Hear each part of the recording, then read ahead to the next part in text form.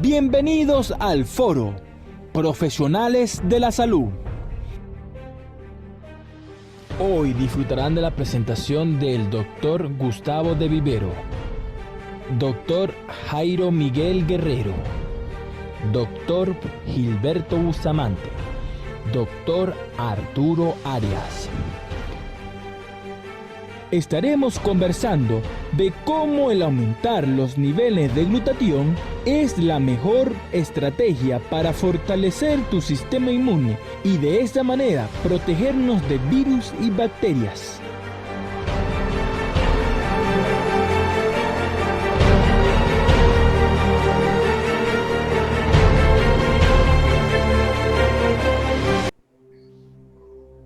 Sí. Quiero presentarles en este momento al doctor Gilberto Bustamante. El doctor Gilberto es anestesiólogo, director científico de la Clínica Norte.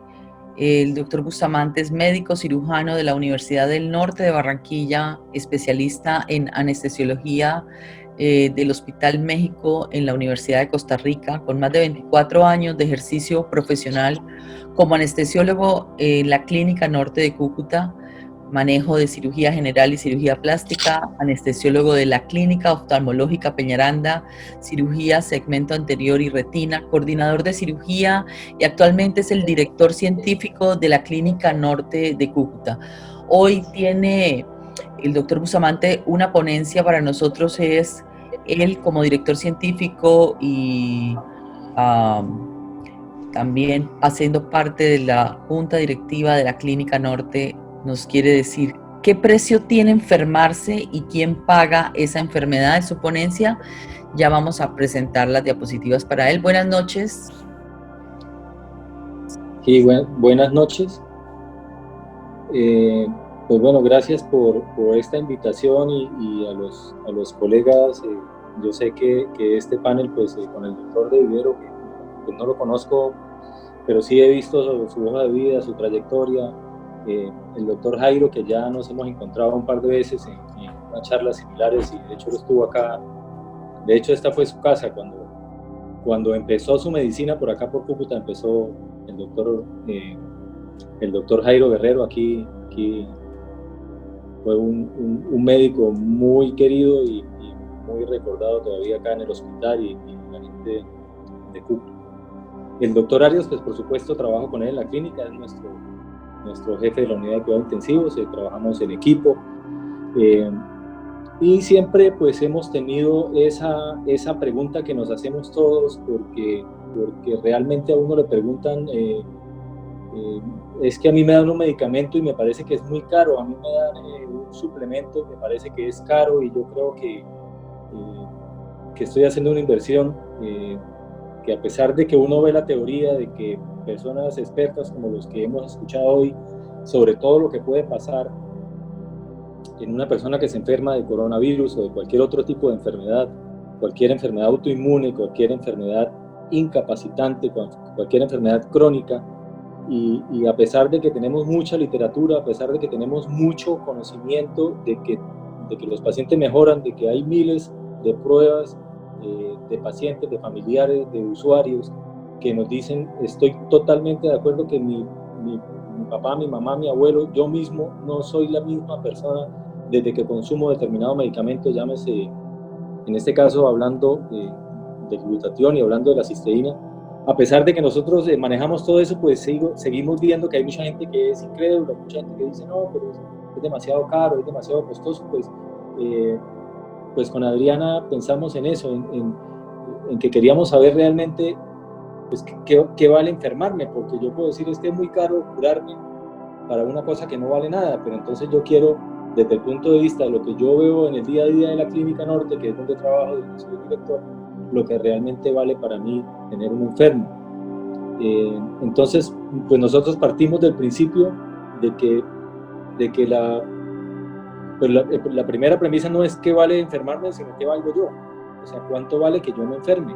¿Qué me pasa a mí si no trabajo? ¿Qué me pasa a mí si me incapacitan? Entonces, pues nosotros tenemos básicamente en nuestro medio, hablando solamente de Colombia, aunque en otros países de Centroamérica sé que es similar, pues hay tres tipos de pacientes. El paciente que es empleado puramente, digamos que depende de un jefe, o el paciente que es independiente. Y de esos pacientes hay 3 tipos de personas: el que tiene un seguro que es prepagado o es un seguro particular, el paciente que tiene un plan obligatorio de salud, que es lo que manejamos en Colombia y en los países de Latinoamérica, y el paciente que no tiene ninguna de esas opciones y tiene que pagar de su propio bolsillo, es el paciente particular. Y también vamos a tener en cuenta qué tipo de paciente es. Si es un paciente joven que, entre comillas, dice yo no tengo riesgo porque es que yo soy deportista, soy atleta, y es un error que ya nos hemos dado cuenta en el transcurso de esta enfermedad, que ya no sabemos realmente qué pasa ni con quién, a quién va a golpear más duro, si al abuelo de 86 años diabético o al que tiene 28 años y igual a la semana lo tenemos en cuidado intensivo intubado y, entre comillas, muriéndose. Es una enfermedad que realmente no respeta sexo, no respeta clase social, no respeta que es que yo soy muy atleta, que me alimento muy bien. No, eso a cualquiera de nosotros nos puede dar en cualquier momento. ¿Qué nos podría pasar a nosotros? Pues en el mejor de los casos, que yo me enferme y nunca me entere, como es lo que nosotros sabemos. Esta es una enfermedad que nos han dicho que el 50% de la población de cualquier ciudad del mundo se va a enfermar, el otro 50% aparentemente no, y de esos 50% que se enferman, se supone que el 80% va a ser asintomático, digamos entre comillas, no me enteré que tuve la enfermedad. Entonces, partiendo de una población de 1 millón de habitantes que tuviera cualquier ciudad, digamos que 500.000 se van a enfermar. De esos, 400.000 no se van a dar por enterados que se enfermaron o no van a tener síntomas, y solamente 100.000 personas de cada millón, o sea, 1 de cada 10 van a presentar síntomas. Entonces, ¿qué situación podemos ver? Pues de esos pacientes hay 3 situaciones: el paciente estable, que se maneja en casa; un paciente con síntomas severos, que va a ir a una unidad de cuidado intermedio o que se va a hospitalizar pero no a un cuidado intensivo; y el paciente grave, que va a cuidado intensivo. El paciente estable, yo digo, me enfermé y no me pasó nada, pero es que no me pasó nada implica que yo me tengo que ir 14 días a mi casa, me tengo que aislar, dejo de recibir un salario, o si la empresa propia es de mi propiedad, pues dejo de producir, me va a generar una incapacidad, me va a generar una pérdida económica, y probablemente voy a contagiar a mi familia, que es otro factor de riesgo que no hemos tenido en cuenta. Si yo tengo síntomas leves, me hospitalizan y no voy a una unidad de cuidado intensivo, probablemente voy a quedar hospitalizado entre 8 a 10 días, me voy a ir para la casa a completar unos 14 días de incapacidad, pero me tengo que quedar en la casa recuperándome de algunas secuelas que me va a dejar. Ya habló el doctor Jairo de lo que podría pasar a nivel pulmonar, ya sabemos lo que puede pasar a nivel de todos los tejidos, no solo el pulmón, sino el cerebro, el hígado, el sistema digestivo, todo lo que nos va a afectar el proceso inflamatorio de la microcirculación que produce el coronavirus, y probablemente yo voy a durar casi 1 mes sin poder trabajar como venía haciéndolo.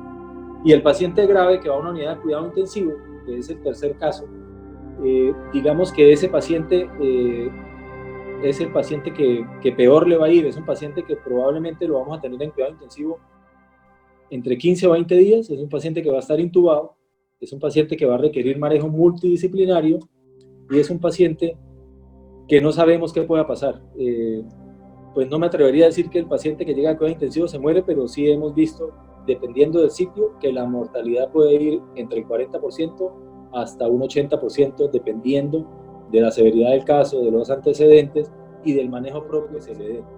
Como dijo el doctor Jairo hace poco, no necesariamente está todo inventado. Nosotros no sabemos. Todo lo que le hemos puesto a los pacientes teóricamente nos va muy bien los primeros días, hasta que aparece un nuevo estudio que nos dice que no servía para nada. Entonces ya sabemos que la hidroxicloroquina, que la ivermectina, que la citromicina, que la gente cree que es que porque me pone esteroides y me coloco anticoagulante ya me curé, que es que ya aprendí porque es que los médicos no sabían, que fue que en la autopsia de Italia demostraron que era lo que pasaba y que antes no saben mentiras. A pesar de que sabemos qué pasa, no sabemos cómo curar a ese paciente, y no sabemos, como les dije al principio, qué paciente sano se complica y se muere, o qué paciente muy grave en 3 días, como si lo hubiera sido tocado por una varita mágica, se recupera y empieza a salir de su enfermedad. Ese paciente puede durar en cuidado intensivo, como digo, en promedio unos 20 días, y puede salir fácilmente con una traqueostomía, con una gastrostomía, con daño cerebral, con daño físico, que lo puede durar de 3 a 6 meses en recuperarse. Y acuérdense que es una enfermedad nueva que no sabemos qué pase a futuro. No hemos todavía pasado un periodo siquiera de 6 meses para decir, este paciente se enfermó y a los 5 meses tenía tal cosa porque no han pasado esos 5 meses. Entonces estamos en una fase de una enfermedad que no conocemos y que no sabemos hasta dónde pueda llegar las secuelas que nos produzcan. Otro punto que tenemos es que, por ejemplo, en las embarazadas no sabemos qué pasa. Yo teniendo una paciente embarazada, como siempre se han guardado en la casa por prevención, pues realmente no sé qué pase ni con la materna ni con el bebé en útero. Muchas veces porque ese bebé no ha nacido y otras veces porque lo hemos cuidado tanto que no sabemos qué pueda pasar en una paciente que sea trabajadora habitual, que sí tenga que ir a su oficina, a su trabajo y esté en contacto, se contagie en el segundo o tercer mes de embarazo y curse un embarazo con una enfermedad con coronavirus. No sabemos qué vaya a pasar con ella, ni con su hijo, ni qué vaya a pasar a futuro. Entonces, lo mismo pasa con nosotros, no sabemos quién de nosotros mismos se contagia. Si me preguntan, yo puedo decir que en la clínica donde yo trabajo tenemos 350 empleados y estamos por el orden de las 30 personas contagiadas. En un sitio similar de la ciudad, con la misma cantidad de empleados, están llegando casi a los 80 o 90 contagiados por estar en contacto con los pacientes. Y por supuesto en sitios como el hospital que maneja 1.000 o 2.000 empleados, pues seguramente ustedes habrán oído que en los hospitales hay colegas muertos, enfermeras, personal de mantenimiento. Digamos que el golpe desde el punto de vista de salud es muy grave para todos. Entonces pensemos en lo que habíamos hablado inicialmente. ¿Qué pasa si yo tengo un seguro que me paga todo? Pues simplemente yo tengo una pérdida laboral, voy a tener por supuesto un lucro cesante. Si yo tengo una empresa y no produzco, pues si yo soy la cabeza productiva de mi núcleo familiar, pues vamos a perder todo ese tipo de ingresos. Entonces básicamente va a quedar un hogar o un grupo familiar dependiendo de que la cabeza del hogar, que es el que trabaja, se recupere para poder volver a tener lo que usualmente manejábamos. Si tengo una EPS, que son las empresas promotoras de salud, que son, digamos, los seguros obligatorios, no necesariamente me cubren el 100%.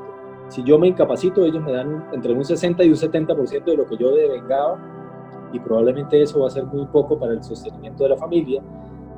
Seguramente los insumos que se requieren para el manejo de una persona enferma, como todos sabemos, las empresas no los cubren en su totalidad, no les van a cubrir todos los medicamentos que son necesarios para este tipo de enfermedades, ni tampoco cubre las terapias, ni muchas de las cosas que vamos a necesitar posterior a la enfermedad. La fase de terapia y recuperación no me la va a cubrir este tipo de empresas. Entonces, yo pongo el ejemplo, ¿cuánto vale si yo me llego a enfermar hoy y no tengo seguro?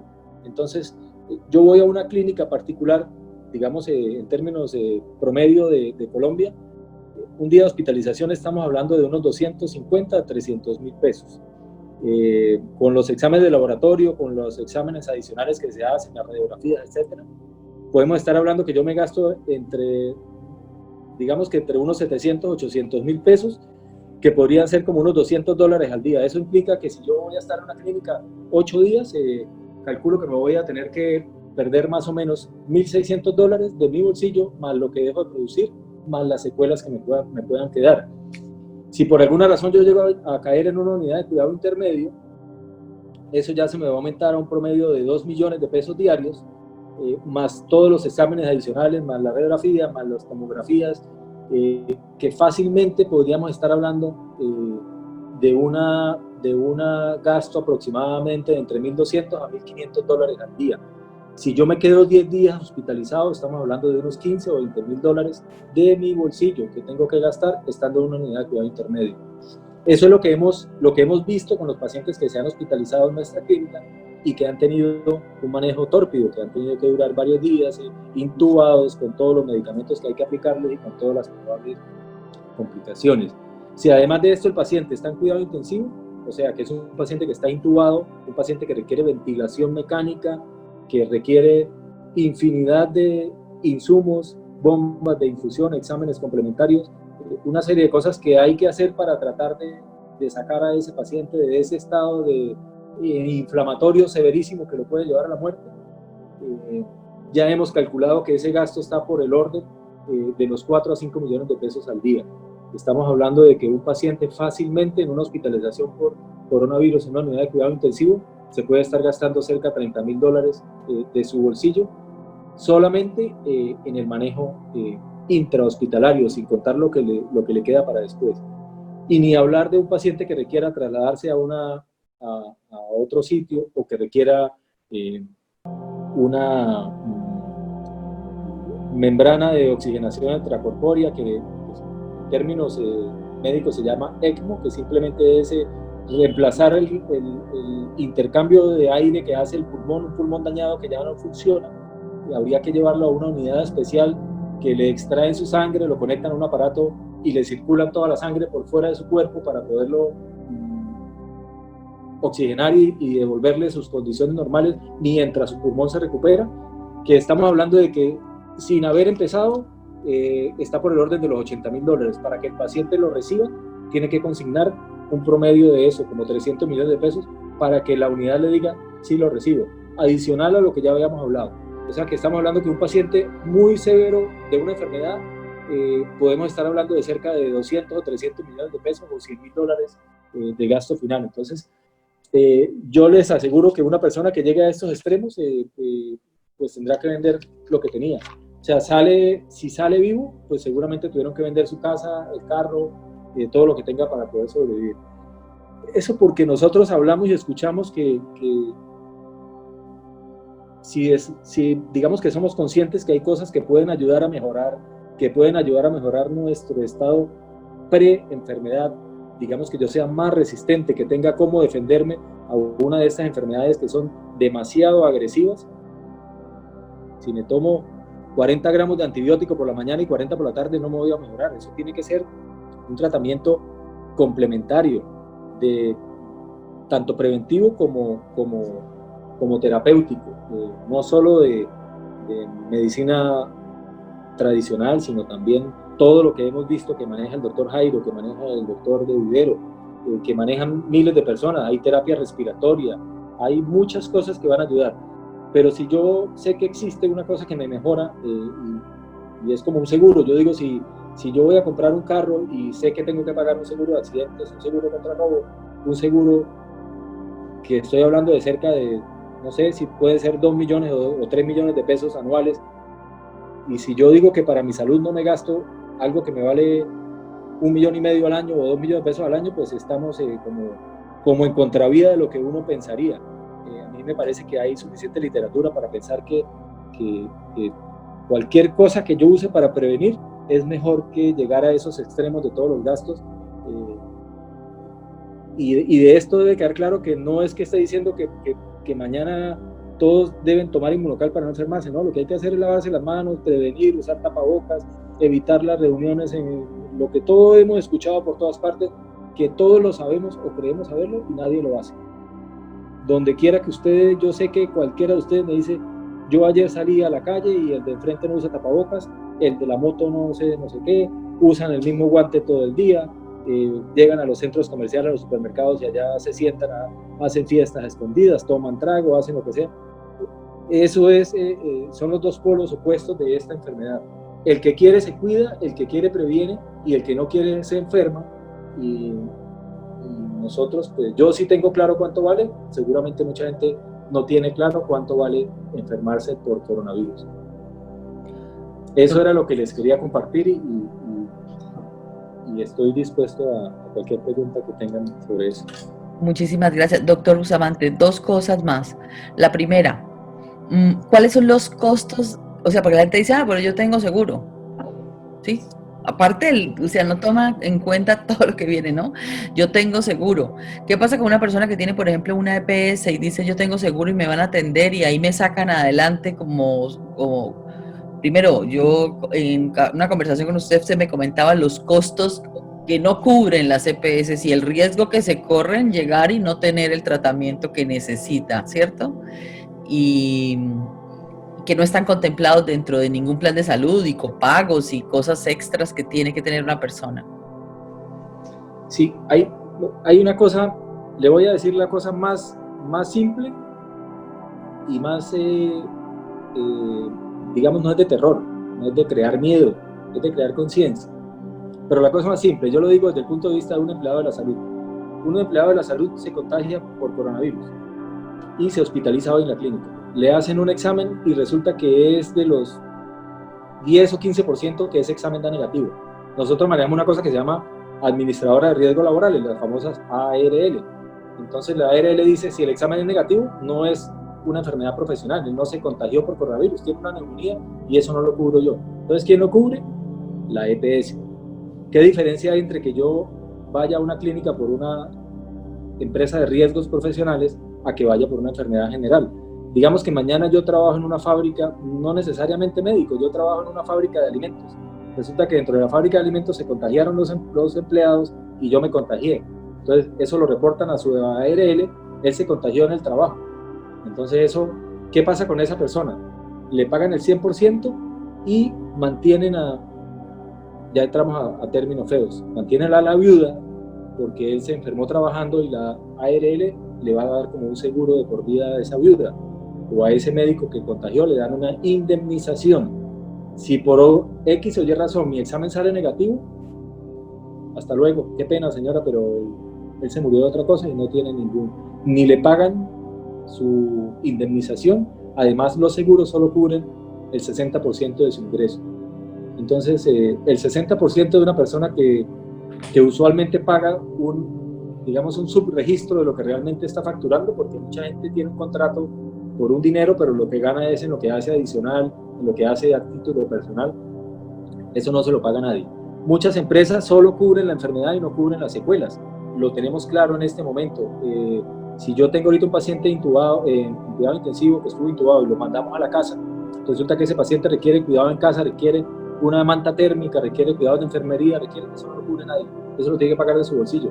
Eso, un cuidado personal de una persona es casi que tenerlo hospitalizado todavía en la casa. Eso sigue costando $100 o $200 al día entre todos los pañales desechables, en todo lo que hay que poner, eso no se lo va a pagar nadie, eso se lo sigue pagando de su bolsillo.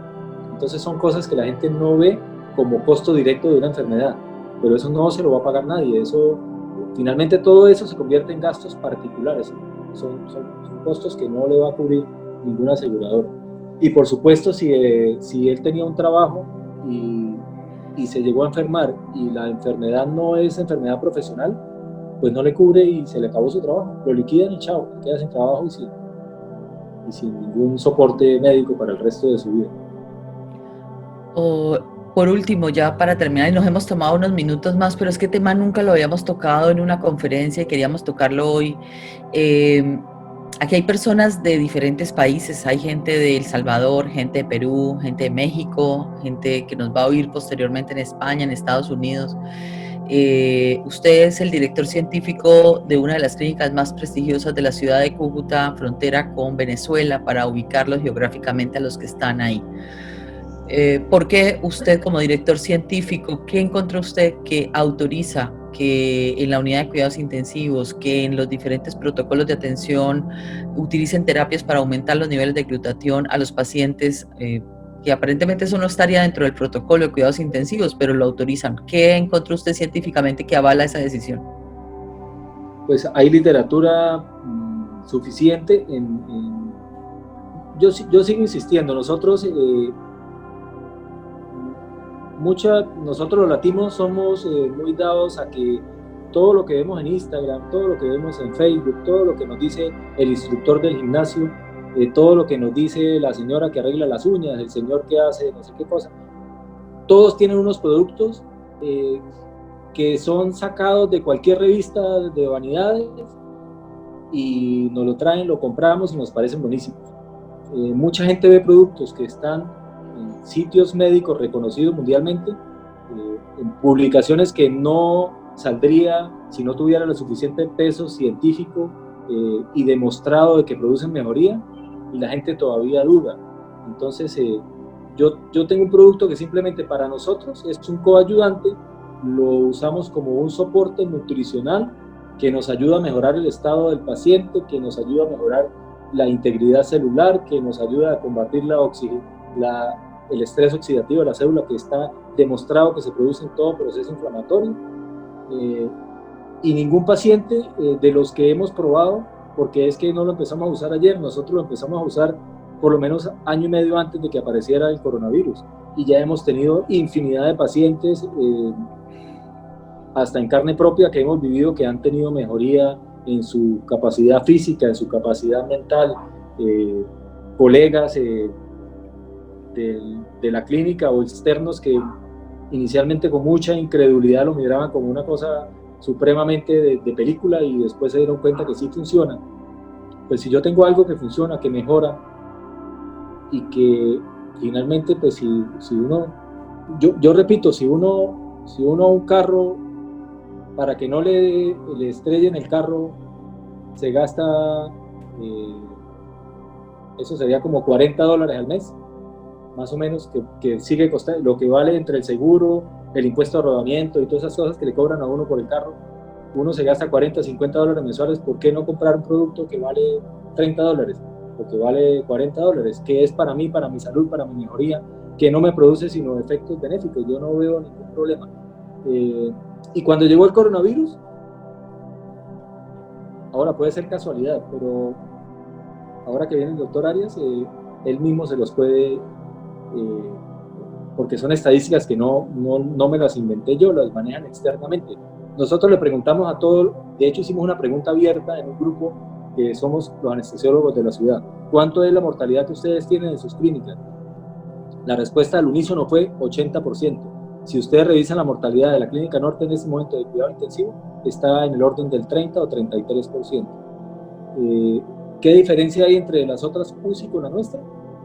Que yo sepa, que hemos usado glutatión, que hemos usado cisteína, perdón, no hemos visto que en ningún otro lado se haya hecho una cosa diferente. Y vuelvo y le repito, ya usamos todo, ya usamos la ivermectina, usamos la citromicina, usamos antivirales, usamos medicamentos usados para el cáncer, antirretrovirales usados para el VIH. Todo lo que han dicho que se usaba, lo hemos usado, y todos nos han dicho en el tiempo que no sirve. Lo único que seguimos diciendo que sirve es la cisteína como precursor de glutatión. Eso nadie nos ha dicho que no sirve, ni nadie ha podido refutar que eso mejora en los pacientes su estado de enfermedad crónica. Bueno, pues muchísimas gracias.